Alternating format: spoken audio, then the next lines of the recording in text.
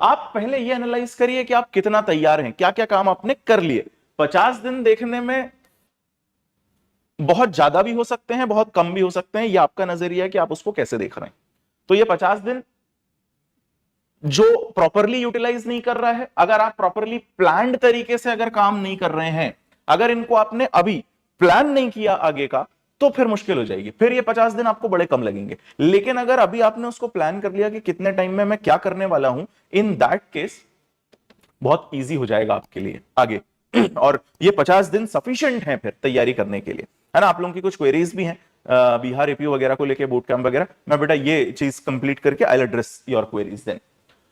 अब देखिए इसमें बहुत सारे स्टूडेंट्स हैं जिनका आंसर राइटिंग का एक्सपीरियंस नहीं है, अभी भी नहीं कर रहे, क्योंकि ऑब्वियसली आप प्री की तैयारी कर रहे थे तो आपने बहुत राइटिंग, बहुत बार ऐसा होता है राइटिंग प्रैक्टिस हम छोड़ देते हैं। जनरली जब आप तैयारी कर रहे होते हैं, चाहे जुडिशरी चाहे एपीयू एग्जामिनेशन की, हमेशा आपको एडवाइस किया जाता है कि राइटिंग प्रैक्टिस बंद नहीं करनी, क्योंकि कॉलेज में भी आपने पीडीएफ से काम चलाया है, कोचिंग इंस्टीट्यूट्स में भी आप पीडीएफ ढूंढते हैं हमेशा की पीडीएफ मिल जाए, हाथ से लिखने वाली हैबिट आपकी कम हो गई, और ये सबसे बड़ा नुकसान होता है आपका मेंस एग्जामिनेशन में।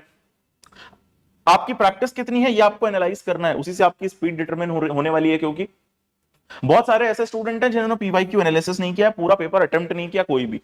अभी मेरे बहुत सारे स्टूडेंट्स, कुछ स्टूडेंट्स के साथ मेरा इंटरेक्शन हुआ जिन्हें अभी ये भी नहीं पता कि सब्जेक्ट कौन कौन से आ रहे हैं, कोई जो 16 है उनमें कौन कौन से सब्जेक्ट्स हैं, ये क्लैरिटी भी नहीं है। तो भाई सबसे पहले तो ये सब करिए, वेटेज ऑब्वियसली पहले से चेंज हुआ है थोड़ा, लेकिन पिछले पेपर का एनालिसिस करने से आपको समझ में आता है कि जो कॉमन सब्जेक्ट जो पहले भी थे अभी भी हैं, उनमें किन टॉपिक्स से किस तरीके के क्वेश्चन आए हैं, ये बहुत जरूरी है। अगर आपने नहीं किया है तो सबसे पहले पिछला वाला जो यूपीएपीओ मेंस का एग्जामिनेशन हुआ है उसके पेपर उठाइए, पैटर्न देखिए क्वेश्चन का, उसमें आप देखेंगे इलस्ट्रेशन बेस्ड क्वेश्चन भी हैं, केस लॉ बेस्ड क्वेश्चन भी हैं, डायरेक्ट क्वेश्चन भी हैं, काफी वैरायटी ऑफ क्वेश्चन है, और डिफिकल्टी लेवल भी आई वुड से ठीक ठाक है, बहुत डायरेक्ट क्वेश्चन नहीं है जैसे जुडिशरी में नॉर्मल स्टेट्स में मध्य प्रदेश, राजस्थान,